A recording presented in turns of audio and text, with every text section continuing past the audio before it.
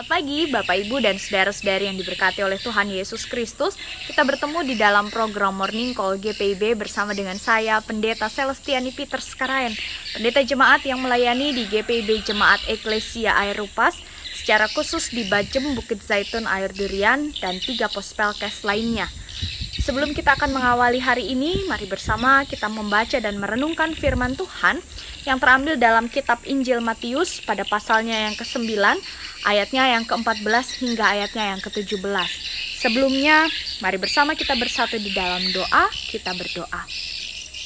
Kami bersyukur Tuhan untuk hari baru yang Tuhan masih anugerahkan dalam kehidupan kami. Sebelum kami mengerjakan serangkaian tugas aktivitas tanggung jawab kami di hari ini, tolong kami untuk bisa memahami firman Tuhan. Sebab kami meyakini bahwa melalui firman-Mu ini kami akan ditolong untuk menjalani hari-hari hidup kami seturut dengan kehendak-Mu. Oleh karena itu berfirmanlah bagi kami ya Tuhan, kami siap untuk mendengarkan firman-Mu. Amin. Bapak, Ibu, dan saudara-saudari yang dikasihi oleh Tuhan Yesus Kristus, Injil Matius pada pasalnya yang ke-9, ayatnya yang ke-14 sampai dengan ayatnya yang ke-17 menyatakan bagi kita, kemudian datanglah murid-murid Yohanes kepada Yesus dan berkata, "Mengapa kami dan orang Farisi berpuasa tetapi murid-murid-Mu tidak?" Jawab Yesus kepada mereka, "Dapatkah sahabat-sahabat mempelai laki-laki berduka cita selama mempelai itu bersama mereka? Tetapi waktunya akan datang, mempelai itu diambil dari mereka dan pada waktu itulah mereka akan berpuasa. Tidak seorang pun menambalkan secari kain yang belum susut pada baju yang tua. Karena jika demikian, kain penambal itu akan mencabik baju itu, lalu makin besarlah koyaknya. Begitu pula anggur yang baru tidak diisikan ke dalam kantong kulit yang tua.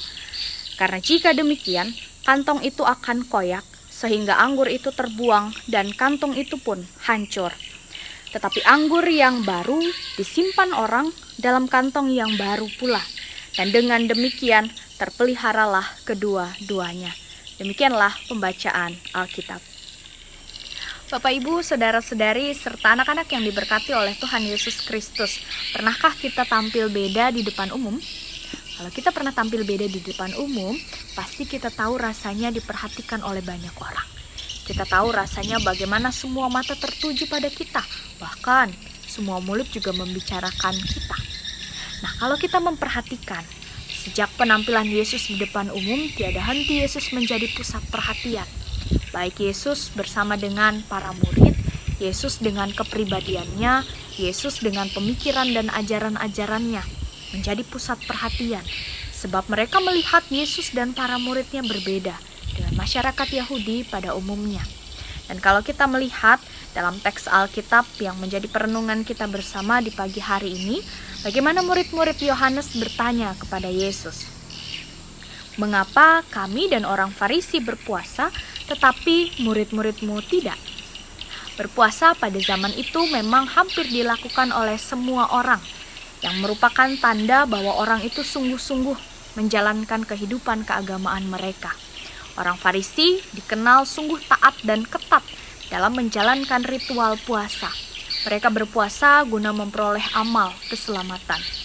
Nampaknya murid-murid Yohanes juga melakukan puasa sebagaimana yang dilakukan oleh orang-orang Farisi. Namun ada juga pendapat yang mengatakan bahwa murid-murid Yohanes juga menjalankan ritual puasa sebagai luapan kesedihan mereka atas tertangkapnya Yohanes Pembaptis. Sebab menurut perjanjian lama, puasa merupakan lambang kesedihan. Nah, Bapak, Ibu, saudara-saudari yang diberkati oleh Tuhan Yesus Kristus, puasa yang juga acap kali menjadi pameran rohani, nampaknya menggelitik untuk kita lihat bersama mengapa Yesus dan para muridnya tidak berpuasa. Yesus menjawab pertanyaan tersebut dengan 3 perumpamaan yang bisa kita lihat pada ayatnya yang ke-15 sampai dengan ayatnya yang ke-17. Pertama kita melihat terlebih dahulu di ayat yang ke-15. Yesus menjawabnya dengan perumpamaan, "Dapatkah sahabat-sahabat mempelai laki-laki berduka cita selama mempelai itu bersama mereka?" Yesus menggambarkan kehadiran Yesus dan para murid seperti mempelai dan sahabat-sahabat mempelai. Artinya bahwa sejak penampilan Yesus, maka masa kegembiraan itu sesungguhnya telah dimulai. keselamatan itu telah dinyatakan. Jadi murid-murid Yesus yang begitu spesial tidak perlu lagi menjalankan ritual puasa guna beroleh keselamatan. Tidak perlu lagi mereka ada dalam duka cita, tetapi mereka harus hidup dalam semangat dan sukacita, sebab kehadiran Yesus bersama-sama dengan mereka. Oleh karena itu, hal berpuasa nampaknya kurang sesuai dengan kehidupan Yesus bersama para murid yang bercirikan semangat dan sukacita atas kehadiran Yesus. Namun, kita melihat juga dalam teks pembacaan ini, Yesus tidak menolak puasa itu sendiri. Dikatakan, tetapi waktunya akan datang, mempelai itu diambil dari mereka, dan pada waktu itulah mereka akan berpuasa. Bagi Yesus, para murid akan berpuasa ketika mereka menyadari bahwa Yesus tidak ada lagi bersama dengan mereka. Artinya puasa dilakukan agar mereka kembali merasakan kehadiran Tuhan. Puasa dilakukan agar mereka kembali dekat dengan sang mempelai, bukan karena paksaan, bukan karena untuk beroleh keselamatan, atau bukan karena luapan kesedihan, tetapi karena sungguh-sungguh ingin mendekat dengan sang mempelai. Kemudian perumpamaan Yesus di ayat yang ke-16 dengan ayatnya yang ke-17 tentang secari kain yang belum susut pada baju yang baru dan anggur yang baru yang tidak bisa diisikan ke kantong yang lama. Sesungguhnya dua perumpamaan ini mau menggambarkan tentang gaya hidup Yesus atau pemikiran-pemikiran dan ajaran-ajaran Yesus yang masih baru, yang tentu masih sangat sulit diterima oleh orang-orang Farisi dan masyarakat Yahudi pada umumnya, sebab dianggap berbeda, dianggap berlainan, dianggap berlawanan. Namun Yesus mau menegaskan bahwa kehadiran Yesus untuk membawa pembaharuan, kehadiran Yesus untuk menggenapi Taurat. Yesus ingin orang-orang datang kepada Allah bukan karena paksaan, tapi karena kerinduan yang sungguh atas kehadirannya.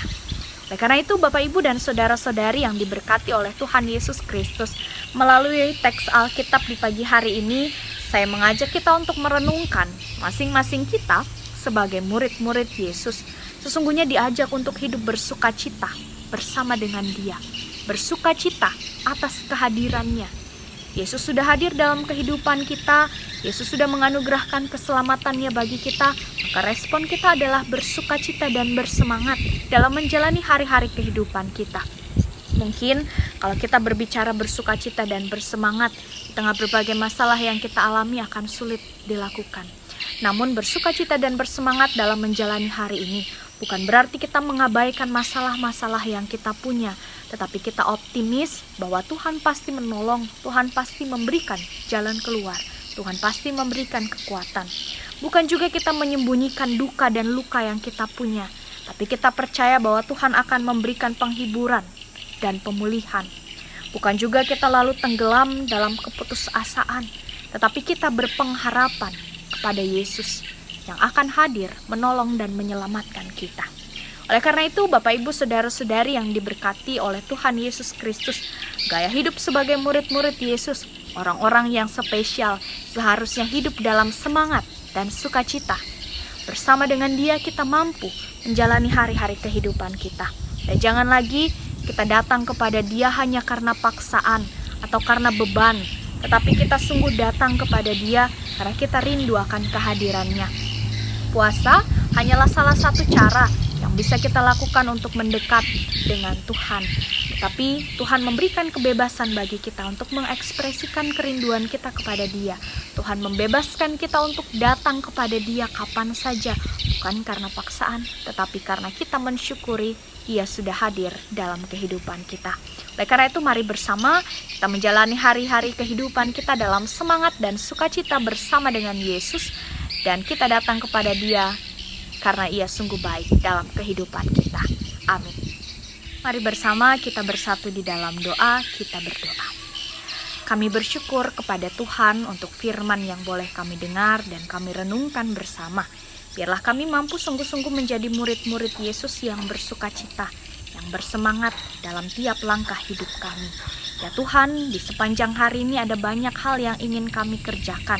Kiranya Tuhan tolong kami dengan hikmat-Mu, agar kami dimampukan mengerjakan tugas dan tanggung jawab kami dengan baik dan benar seturut kehendak Tuhan. Biarlah juga Tuhan menaruh hati yang penuh dengan damai dan sejahtera, agar di sepanjang hari ini kami terus merasakan damai dan sejahtera yang daripada Tuhan. Kami percaya bahwa Tuhan akan senantiasa memberkati dan melindungi kehidupan keluarga, rumah tangga, usaha dan pekerjaan, gereja dan persekutuan kami, serta bangsa dan negara kami. Biar Tuhan tolong kami semua, agar kami mampu melihat dan merasakan kehadiran Tuhan di dalam kehidupan kami. Terima kasih Tuhan, kami serahkan seluruh kehidupan kami di hari ini hanya di dalam tangan pengasihan Tuhan.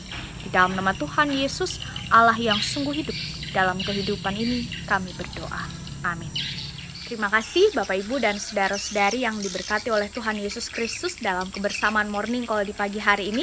Mari kita jalani hari ini dengan 3S, semangat, sehat, dan sukacita. Tuhan memberkati kita.